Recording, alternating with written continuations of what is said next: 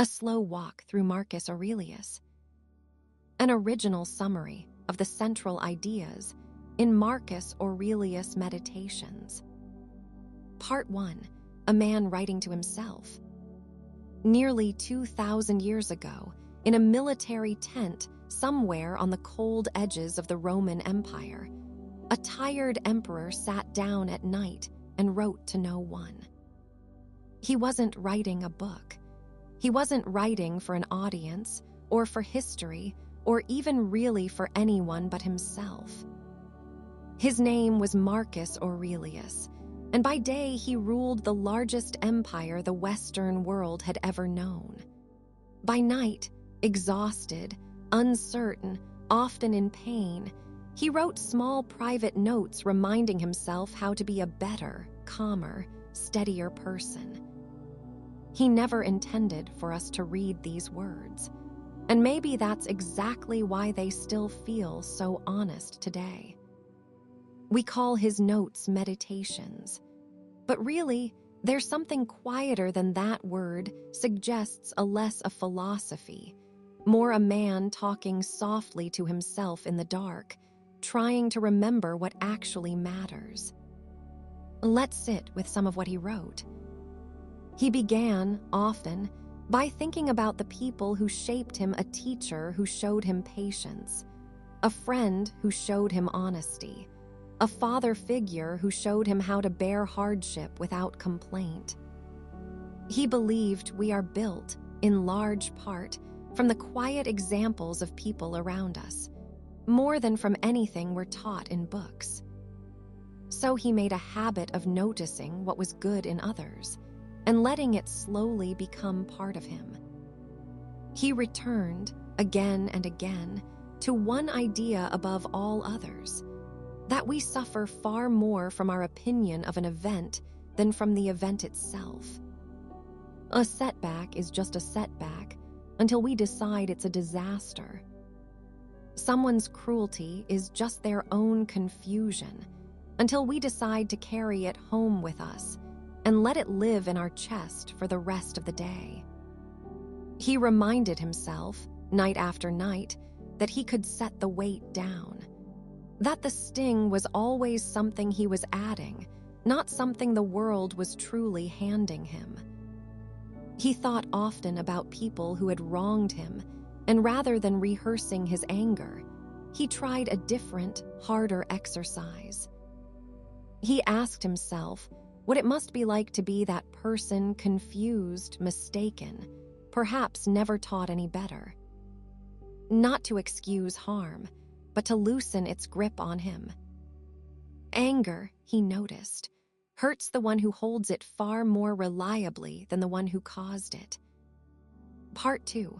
Time and the smallness of things.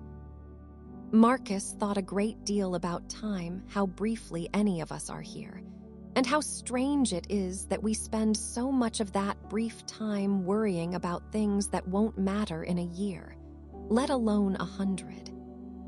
He liked to imagine looking down at his own life from far above a single, brief flicker among countless others before him and after him.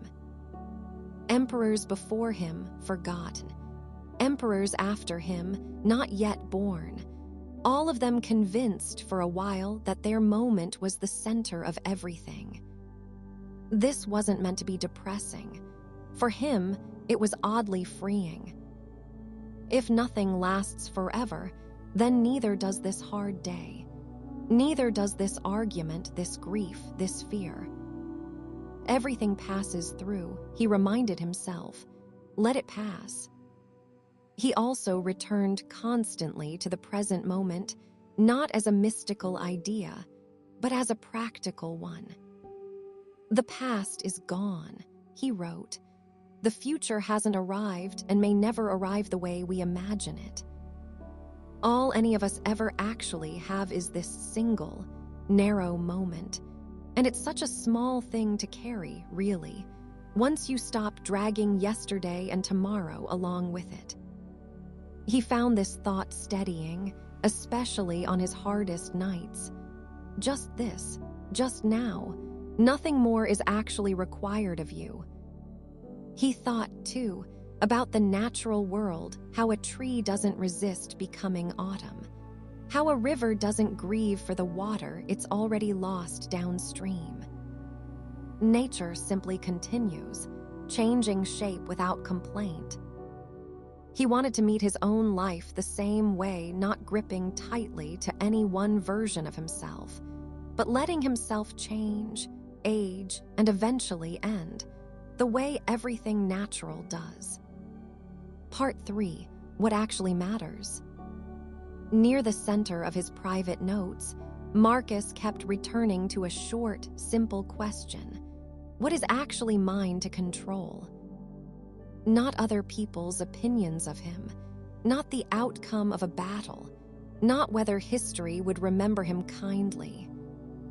Only this, his own judgments, his own effort, his own small choice in this moment to act with patience rather than cruelty. Everything else, he decided, was simply weather. Something to notice, perhaps to prepare for, but never something to take personally. He wrote often about death not with fear, but with a strange, calm familiarity.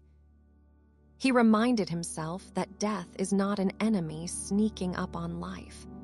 It's simply one more natural event, built into the shape of things from the very beginning, the same way sleep follows waking. He found that thinking about death clearly without flinching from it, without dramatizing it, made him kinder in the meantime, less inclined to waste his remaining days on small resentments.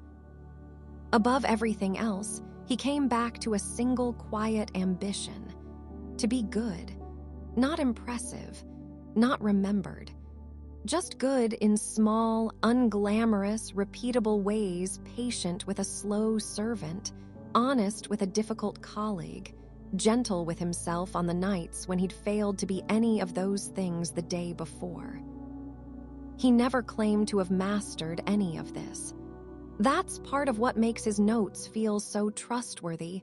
They read like someone still practicing, still slipping, still beginning again the next morning.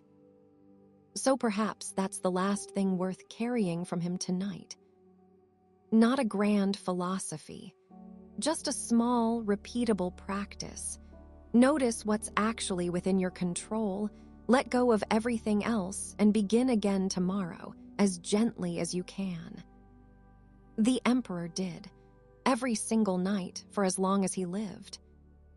And then, like all of us eventually do, he set down his pen and slept.